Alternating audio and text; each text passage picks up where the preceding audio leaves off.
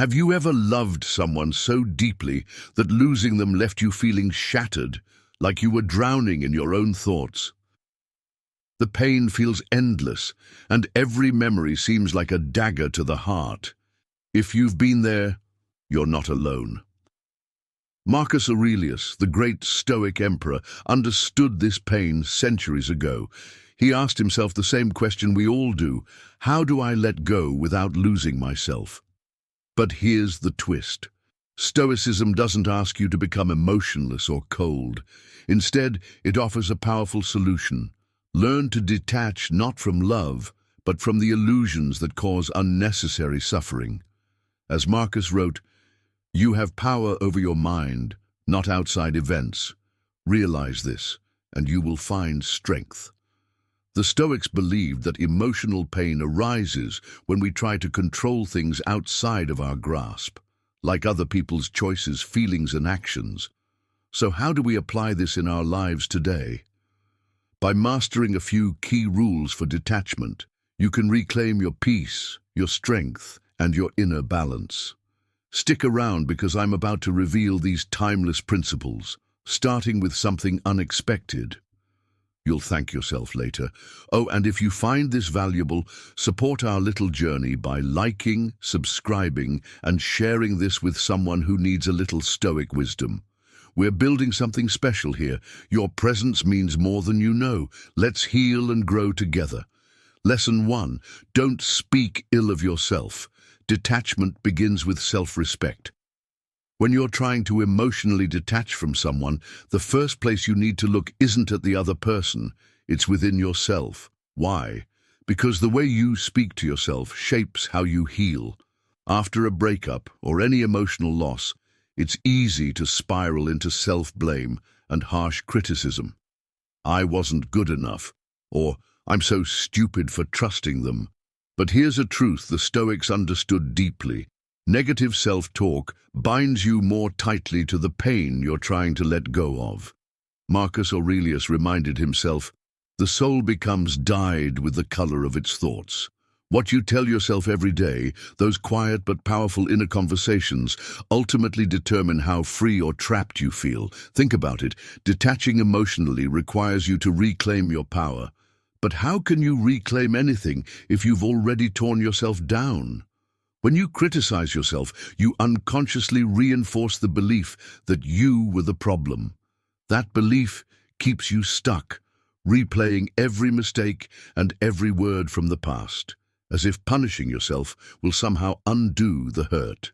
It won't. Instead, the Stoics teach us to separate events from our self-worth.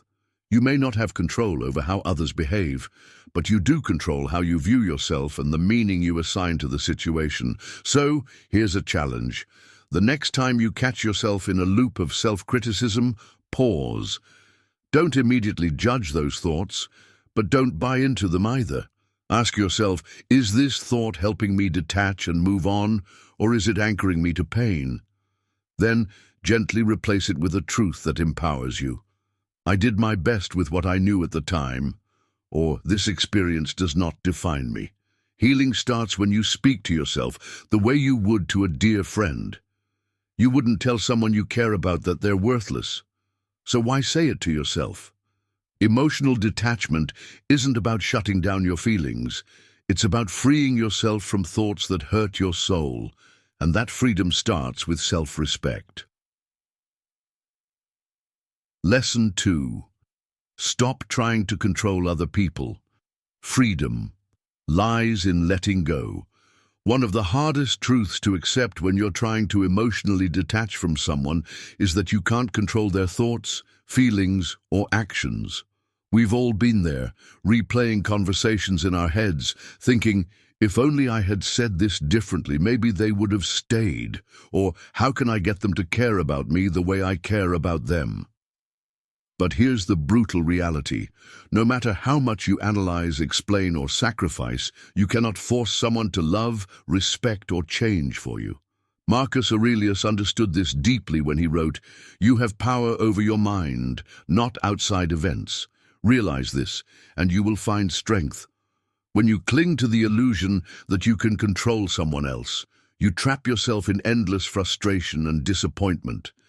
It's like holding onto a rope that's burning your hands, refusing to let go because you believe you can still pull the other person closer. But the truth is, the tighter your grip, the more you hurt yourself. Stoicism teaches that peace comes from understanding the difference between what's within your control and what isn't. You can control your choices, your actions, and your thoughts, but not someone else's. Once you truly accept this, emotional detachment becomes possible. This doesn't mean you stop caring or that you become cold and distant. It means you stop tying your emotional well-being to the unpredictable actions of others. Think about how exhausting it is to keep investing your energy in someone who doesn't reciprocate it. That exhaustion is a sign. It's your mind telling you, this isn't within my control. So what can you control? You can control how you respond. You can choose to set boundaries that protect your peace. You can choose to focus on your growth instead of waiting for someone else to change. You can choose to release the need for validation from someone who may never give it to you. Detachment is an act of self-liberation. When you let go of control over others, you reclaim control over your own life, and that's the real path to freedom. Let go of the rope. You're not losing, it's how you win. Lesson 3. Stop replaying the past. Detachment requires living in the present. When someone you cared about is no longer part of your life, it's easy to get stuck in a mental loop, constantly replaying past moments. You think, what if I had done things differently? Or why did they hurt me like that? Maybe you keep revisiting every smile, every argument, every decision, searching for a different outcome. But here's the truth. The past is done, and no amount of overthinking will change it. The more you stay trapped in those memories, the harder it becomes to emotionally detach and heal. Marcus Aurelius advised himself often, don't let your mind be enslaved by what has already happened. The Stoics believed that suffering doesn't come from events themselves, but from the stories we tell ourselves about those events. By clinging to the past, you create a narrative of regret, blame, and longing that keeps you emotionally tied to someone who may not even think about you anymore. Every time you relive the pain, you reopen the wound instead of allowing it to heal. It's like carrying around a heavy backpack filled with memories. You're the only one weighed down by it. The past cannot hurt you anymore unless you allow it to. What's hurting you now are your thoughts about it. The key to detachment is recognizing that those thoughts are just that. Thoughts. They are not your reality anymore. The more you focus on what's happening in the present moment, the less power those memories have over you. Take a breath. Feel your surroundings. Ask yourself, what can I do right now to take care of myself? That doesn't mean you should ignore the lessons from your experiences. The Stoics believed in reflecting on the past, but never living in it. You can learn from what happened, but once the lesson is clear, you must let the story go. Imagine your mind like a room. You can't fill it with peace and growth if it's cluttered with ghosts of what once was. You're here now. The past is gone. Detachment begins when you stop looking behind you and start focusing on the life that still lies ahead. Let it go. You owe yourself that much. Lesson 4. Let go of expectations. Detachment means freeing yourself from disappointment. One of the biggest barriers to emotional detachment is the weight of unmet expectations. You expected them to treat you with the same love you gave. You expected them to stay, to change, to care. When those expectations were shattered, so was your peace of mind. But here's a hard truth. The more you cling to what you thought should have happened, the more you suffer. Stoicism teaches that freedom comes when you release your attachment to how you believe life and people should be. As Epictetus put it, don't hope that events will turn out the way you want them to. Welcome events in whatever way they happen. This is the path to peace. Expectations are tricky because they often feel justified. After all, isn't it reasonable to expect honesty, respect, or loyalty from someone you care about? Maybe it is, but Stoic philosophy reminds us that what should happen and what does happen are rarely the same. People act according to their own nature, experiences and limitations, not according to our hopes. If someone let you down, it's not necessarily because you weren't enough. It's because they were simply being who they are. You have no control over their choices, but you do have control over how you react to them. When you set rigid expectations for how someone should behave, you hand over the keys to your emotional stability. Every time they fall short, it feels like a personal attack, even if it isn't. By releasing those expectations, you protect your peace. You begin to see people for who they are instead of who you wanted them to be.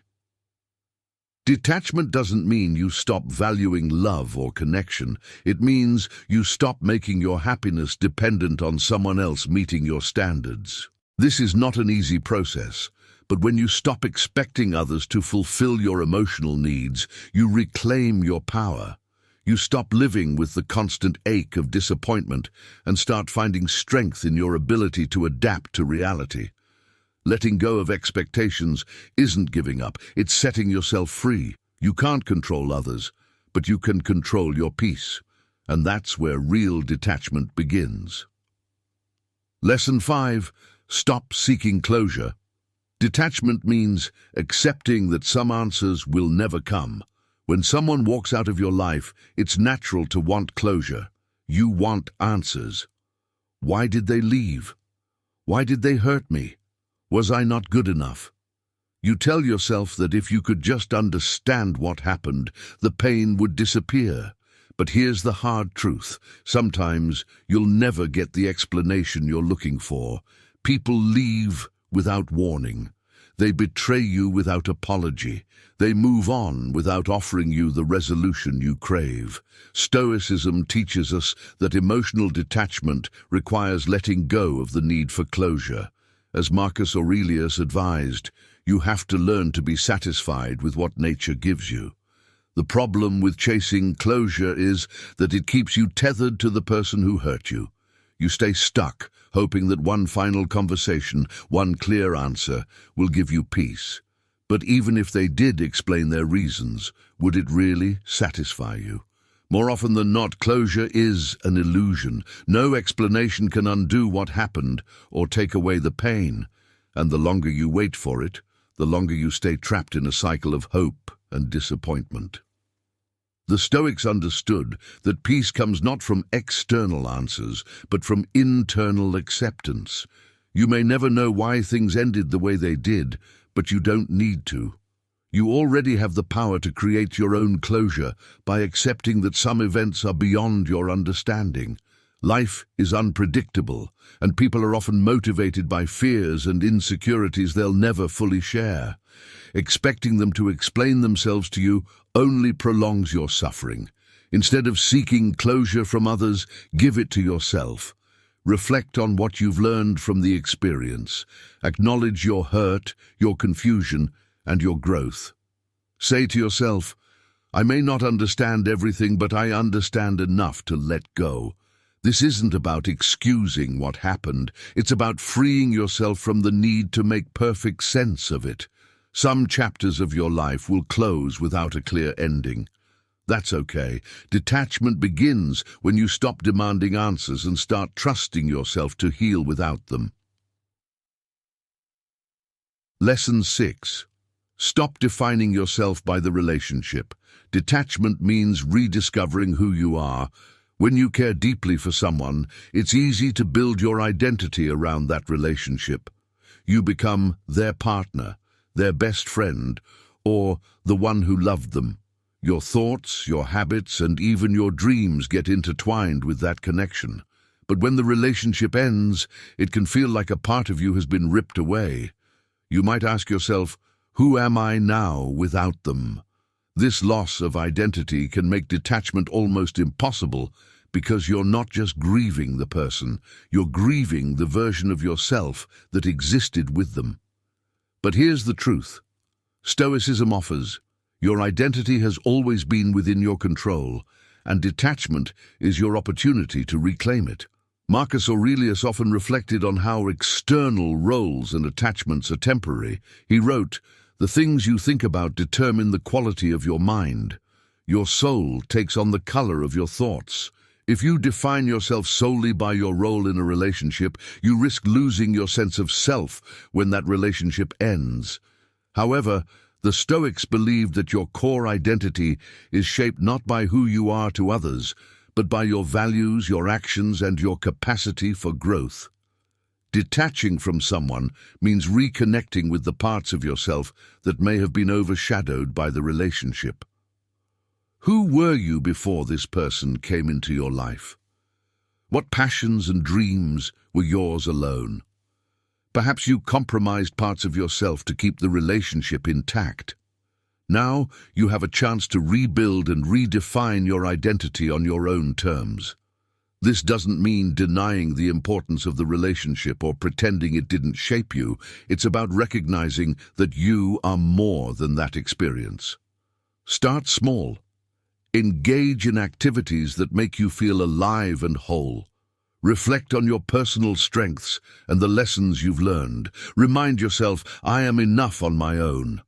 Detachment doesn't mean erasing the past. It means no longer letting it control who you are today. You are not defined by what happened to you. You define yourself, and that's where true healing begins. Let's pause for a second and take a deep breath together. Seriously inhale, hold it. Exhale slowly. Feels a little lighter, doesn't it? Now think back on the lessons we've explored. They weren't just random Stoic ideas from ancient Rome. They were reflections of what you've already been feeling, haven't they? That desire to break free from emotional pain, from endless loops of what-ifs and whys. Maybe something clicked today, maybe not everything, but just enough to spark a small shift. That shift is where your transformation begins. You might be thinking, wow, I didn't realize how much I was holding on to and how much power I actually have to let go. That's the beauty of Stoicism. It doesn't ask you to shut down your feelings. It guides you toward mastering them, so you're no longer at the mercy of situations or people you can't control. It's about freeing yourself. And you, my friend, are capable of more freedom and strength than you realize. But here's the real twist. Healing isn't meant to be done alone. Everyone who's here, reading or listening right now, is going through their own version of detachment, heartbreak, or rediscovery. So let's create something powerful together. I want to know, which of these lessons hit you the hardest? Was it the idea of letting go of expectations, stopping the search for closure, or maybe realizing how much your inner dialogue shapes your reality? Share your thoughts in the comments. Your insight might be exactly what someone else needs to hear today. And who knows? Maybe someone will respond with something that gives you a new perspective too. And hey, if this resonated with you, if even one sentence gave you that aha moment, don't keep it to yourself. Hit that like button as a way of saying, this helped. It may seem small, but it tells the algorithm gods more people need this. And subscribing, well, that's a way of joining a community that's committed to growth, healing, and self-discovery. Together, we're on a journey to break free from the past and build the inner peace we deserve. So take that next step. Comment, like, subscribe, and most importantly, be kind to yourself. You've already begun the work. Keep going. You're stronger than you think. Hey,